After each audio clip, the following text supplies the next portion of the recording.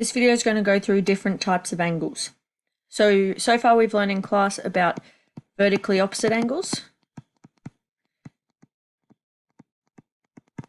We've learned about adjacent angles.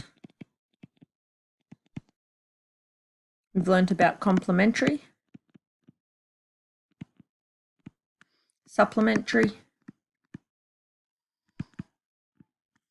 co-interior, corresponding,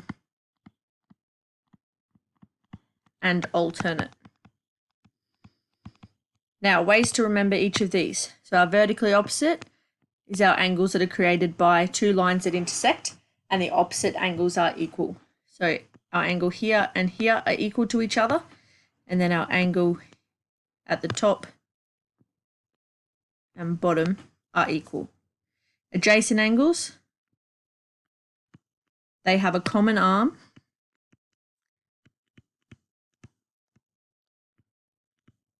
and a common vertex, which is the point that they meet at. Complementary angles, they add to 90 degrees. So it's two angles that add to 90 degrees. Supplementary is two angles that add to 180 degrees. Our co-interior is if we have two parallel lines, it creates a U, and the two angles contained within that U add to 180 degrees. Corresponding is our F rule. So if we've got two parallel lines, the corresponding angles are equal. And our alternate can either be called the N or the Z rule, and our alternate angles are equal. Okay, so we're going to go through some examples to see how these can be used, but that's our main ones that we need to know. So our first question here, it asks us to determine the value of the pronumerals. So the very first one I can have a look at is this here. We create an X, so 50 degrees and B are vertically opposite. If they're vertically opposite, that means they're equal. So B is going to equal 50 degrees because they are vertically opposite. Now, if I have a look at B and E, I can construct a U. So what that means is that B plus E must add to 180 degrees. So B plus E is 180 degrees. We know that B is 50. So E has to be 180 minus 50, which is 130 degrees because of our co-interior rule. We then have a look and we can say, I'm just going to get rid of the pen off the diagram so we can have a look at our next one. So we've got B here, we can create an F. So B and F are corresponding angles, so they are equal. So F is going to equal 50 degrees because of our corresponding angle rule. We can then have a look down the bottom here and you can see that E and G are vertically opposite, so we can create an X here. So E and G are equal. We've already worked out that E is 130. So G is going to equal 130 degrees because it is vertically opposite. On the same token, D and F are vertically opposite. We've worked out that F is 50. So D is also going to be 50 degrees because they are vertically opposite. This leaves us to find C and A. Now C is going to be corresponding with G. So if we have a look here, we'll be able to put an F into our diagram. And you'll see that G and C are corresponding angles. So C is also going to be 130 degrees because of our F rule. And then A is vertically opposite to C. So A is going to be 130 degrees as well. Okay, if we have a look at this next example here. So we want to determine the value of the pronumerals and classify the pair of angles. So in this first one here, what we do is we have a look. Okay, are we going to have F, U, N, or vertically opposite? They're our four main ones that we will decide whether we can use or not. So if I go over my values, you can see that to have the two angles contained, we're going to create an F. Now remember, the F rule means they're equal. So here, A is going to be 136 degrees because of our F rule, and they are corresponding angles.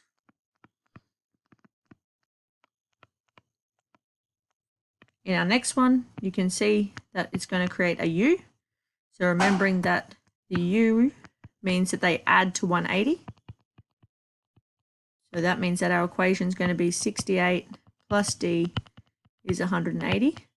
So D is going to equal 180 minus 68. So D is going to equal 112 degrees. Our next one here, you can see if I was to put an F, oops, sorry team. If I was to put an F with the X, the corresponding angle would be down here. If I was to put a U, the co-interior angle would be in here. And if I'm to put a Z, they're our alternate angles. So here our alternate angles are equal. So our Z rule means they're equal. So X is going to be 67 degrees. The next one here, having a look at it, we can see that it creates a U. So Y plus 123 has to equal 180. So that means that Y has to equal 180 minus 123, which is going to be 57 degrees because of the U rule, and they are co-interior.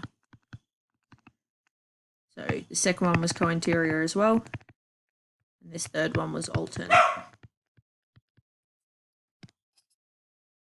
Okay, and our final example on this one brings in some prior knowledge as well. So if we have a look here, we can construct a vertically opposite angle. So our 70 is going to be equal to this angle in here. Now to find X, we know that the sum of a triangle is equal to 180 degrees. So A plus B plus C is 180. If I label my triangle, we're going to have 40 plus X plus 70 is 180.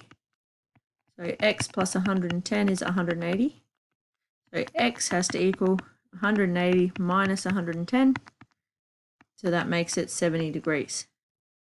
Okay, so the first one was vertically opposite, and then we've used our angle sum of a triangle to work out our value of X.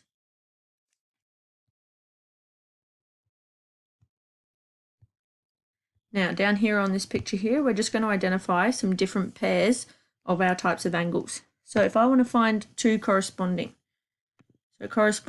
we need to remember that is our F rule. So if I go to my parallel lines, there's a set of parallel lines here, and we can construct an F. Another F could be constructed. We've got a pair of parallel lines sitting here, and that would be also corresponding angles. Another one could be on this pair of parallel lines down here, and that would be corresponding angles. Now, alternate is our Z rule, remembering that they are also equal. So if I go and find my parallel lines, I've got a Z, those angles are equal. I've got this set of parallel lines that are down here. I can also draw a Z, and those angles will be equal.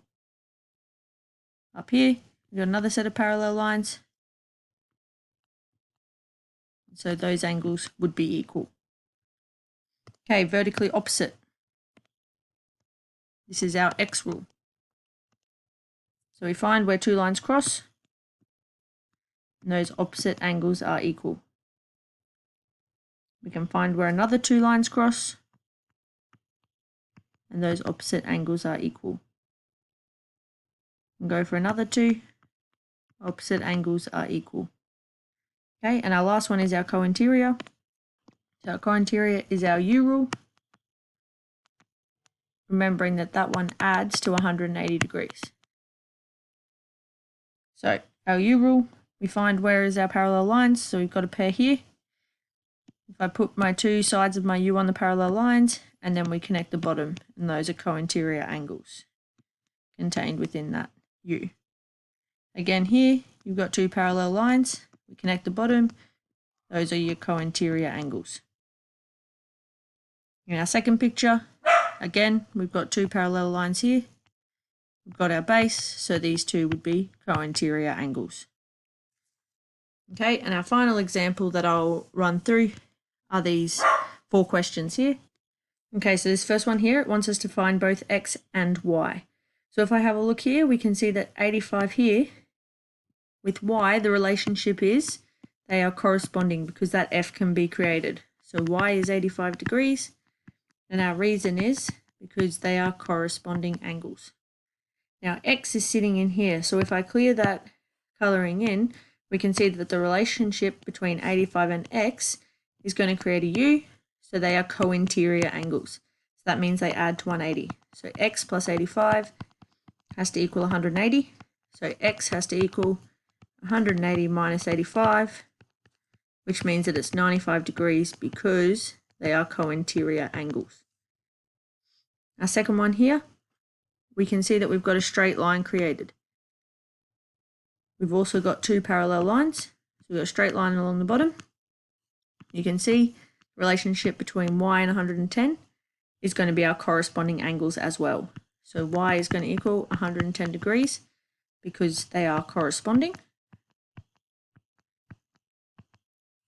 And then our relationship between x and y, we can put our two sides on our parallel lines, connect the base, so you can see they are going to be co-interior. So x plus y has to equal 180 degrees. We know that y is 110, so x is going to equal 180 minus 110, which is 70 degrees because they are co-interior. Our next one here, we can see that x is vertically opposite to 110. So that means that x is going to be 110 degrees because they are vertically opposite. Now x is also going to be equal to this angle here. So that's also going to be x. You can see that it constructs a z, or you can also have an f. Now that x is vertically opposite to w. So that w is also going to be 110 degrees. And our final one here to go through, you can see that we've got parallel lines as well as triangles being constructed. So if we've got our two parallel lines here, you can see that the relationship between 47 and x is corresponding. So x is going to be 47 degrees due to the f rule. We can then also see that an f is created on this other side. So y is corresponding with the 63. So it's 63 degrees. And then A we can determine because we've got a triangle here. So the sum of a triangle is that A plus B plus C is 180 degrees. So here you've got A plus 63 plus 47 is 180. So A plus 110 is 180. So A is 180 minus 110, which is 70 degrees.